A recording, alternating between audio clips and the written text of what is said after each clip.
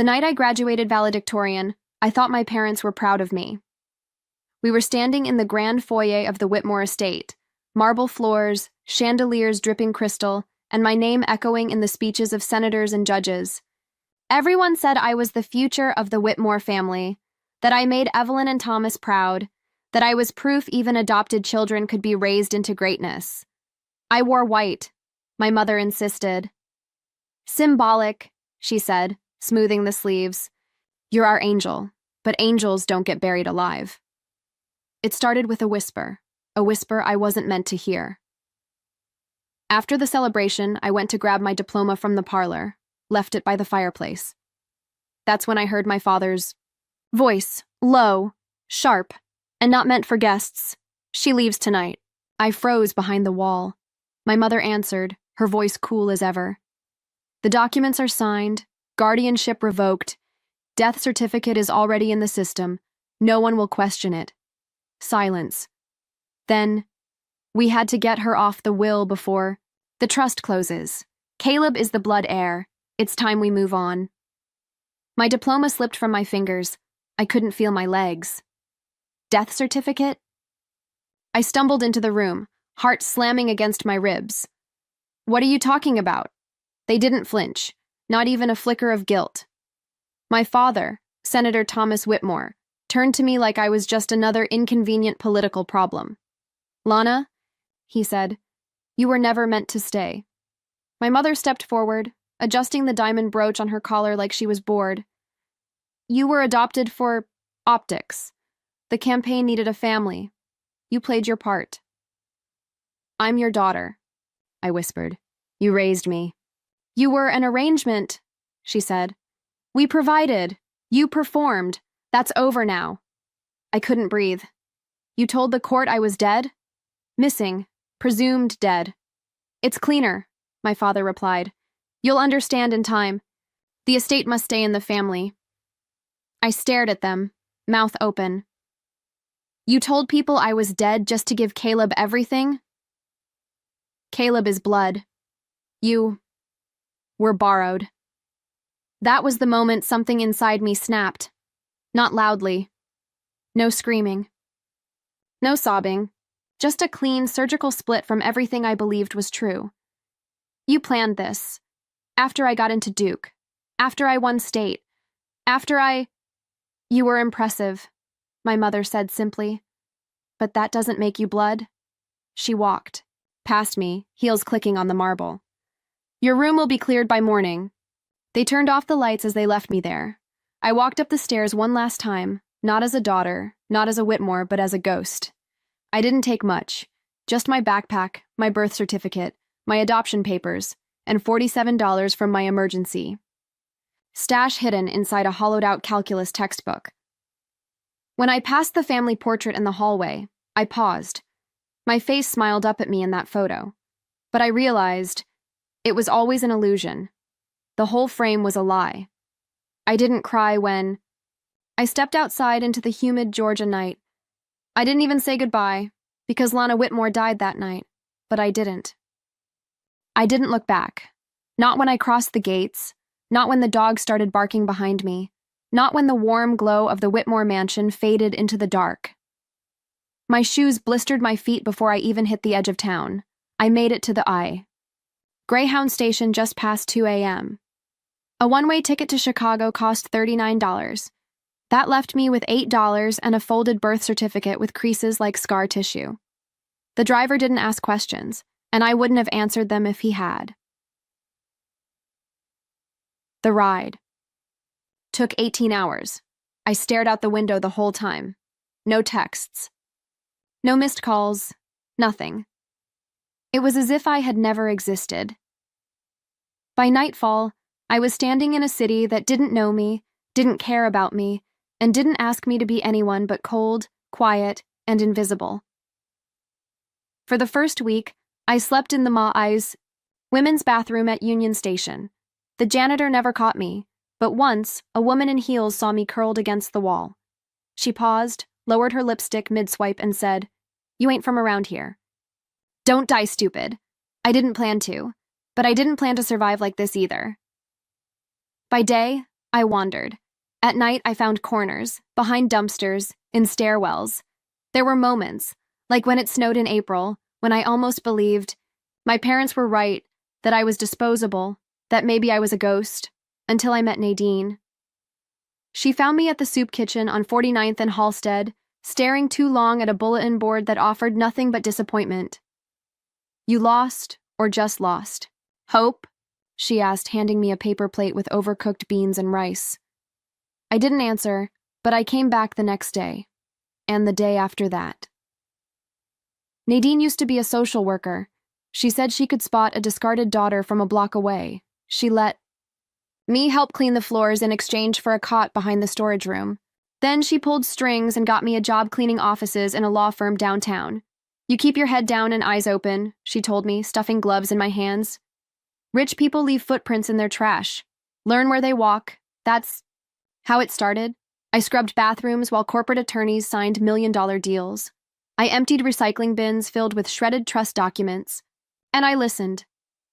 Every night, I'd write what I overheard in a little red notebook: trust structures, shell companies, beneficiary loopholes. It was like learning a new language, one designed to protect the rich from the truth.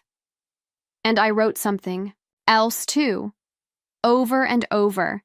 At the top of every page, "Lana Whitmore is dead. Long live Alana West." That was the name I chose, the name I would build from. Because if they could erase me with a forged document, then I would rise with one too. And this time, I wouldn't just take what was mine. I'd take back everything they thought I'd never touch again. By month 3, I could predict which partners would leave their contracts face up on their desks. By month 6, I knew which paralegals were having affairs with which attorneys. And by the end of year 1, I could draft a living trust better than half the interns. I never asked for help. I never used the Whitmore name. I was just Alana West, the quiet girl who never missed a shift and never said too much. But I watched, and I learned.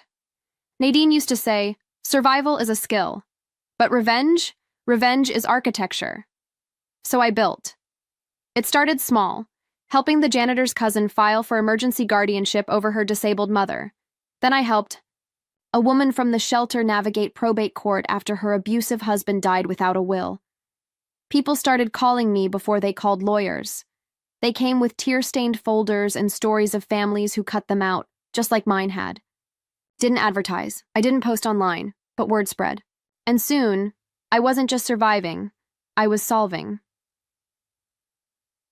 By 24, I opened a consulting firm out of a second-floor walk-up in Bronzeville, West Trust Consulting, discrete estate structuring and trust advocacy. I hired women like me, disowned daughters, overqualified immigrants, former paralegals passed over for promotion. We didn't look like power, but we were the ones who made sure your family name didn't kill you slowly. And while Caleb Whitmore was out in Atlanta posting photos of his luxury car collection and botching real estate flips, I was building silent wealth. I helped a divorced black mother secure full rights to her late ex-husband's pension against 3 white Southern brothers with big firm lawyers. I helped a terminally ill drag performer make sure her family couldn't touch her savings, donated it all to LGBTQ shelters across the state. Every time I watched someone reclaim what was stolen from them, I felt something settle in me, something deeper than anger. It was clarity. Then came the twist I didn't see coming. One of my clients, Mr. Navarro, died suddenly of a stroke. He was a quiet man, wore tweed, tipped in exact change. Turned out he was worth $72 million and left 30% of it to my firm as management fee in perpetuity. Just like that, West Trust was no longer scrappy. It was elite. I incorporated in Delaware, opened a discreet office in D.C. under a shell name, started receiving quiet inquiries from politicians' wives, estranged heirs, people like my parents, only smarter. I never used my real photo on any website, never went public. But one name kept popping up in conversation, again and again: Whitmore Estate Holdings. They were struggling. One partner had embezzled funds. Another was under federal investigation. And Caleb, the golden heir, was hemorrhaging money through failed LLCs and vanity ventures. And then I saw it, a notice in a private estate law forum. Seeking external consultants for urgent trust restructuring. Whitmore Estate, Savannah, GA. They didn't know who I was, but I knew exactly who they were. That night, I poured myself a glass of scotch I couldn't afford 5 years ago, sat at my desk, and opened a blank manila folder. On the tab, I wrote, Project Lazarus. Because the Whitmores buried a girl named Lana, and they were about to meet the woman who rose from her grave. The Whitmore estate hadn't changed. Same wrought iron gates, same limestone columns, same smell of money and rotting roses. But this time, I didn't walk through the servants' entrance. A black SUV pulled into the circular drive. A chauffeur opened the door. I stepped out in a tailored navy suit, 4-inch heels, and a briefcase that held enough paper to burn their entire legacy to the ground. Inside, the air conditioning hummed like static. A young intern with trembling hands greeted me. Ms. West, she said, eyes flicking over the initials on my briefcase. The board is waiting. I walked down the hall where I used to carry piano books, past the study where Evelyn slapped my hand for eating too fast, past the family portrait that no longer included me. The double doors opened, and there they were. Senator Thomas Whitmore, still upright, still arrogant, Evelyn Whitmore, still perfectly coiffed, lips tight as ever, and Caleb, the golden nephew. Sitting in a chair too big for him, scrolling through his phone like the room didn't matter. My father, no, the man who raised me, stood. Ms. West, thank you for coming. I shook his hand. His grip faltered. Just a second. But enough. I understand you've reviewed our trust portfolio, he said. Yes, I replied, setting down my briefcase. But before we begin, I clicked it open, pulled out 3 documents, laid them on the table. Let's talk about how you forged a death certificate. The silence that followed was the most honest sound that House had ever heard. Evelyn's fingers froze mid-tap on her pearls. Caleb looked up. What the hell is this? I slid the second paper toward them. My adoption records. Lana Evelyn Whitmore, adopted in 2005. Officially declared missing in 2021. Cause of disappearance, unknown. Declared deceased after 12 months. Convenient. My father's voice dropped half an octave. Who are you? I smiled. Let me help. You, Senator. I pulled out the third document, a transfer of ownership. Whitmore Estate Holdings, 51% stake, now belonging to West Trust Corporate Group. Signed, notarized, and fully legal.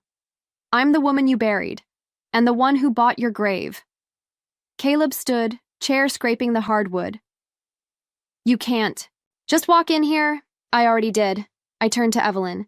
Tell me, Mother, how long did you practice that line? You were adopted for optics. You said it like you'd rehearsed it in the mirror. Her mouth opened. Closed. Alana, Thomas said. Listen. I'm not here to listen. I'm here to restructure. I stood and walked to the window. Your trust is bleeding. Your assets are frozen under investigation, and your heir, I looked at Caleb, is under federal scrutiny for wire fraud. Caleb paled. I turned back. You need saving, again, but this time I named the terms. Thomas clenched his jaw. What do you want? 3 things. I held up a finger. 1. Caleb is removed from all positions of power permanently. No titles, no access, no fallback funding. His face turned red. This is a shakedown.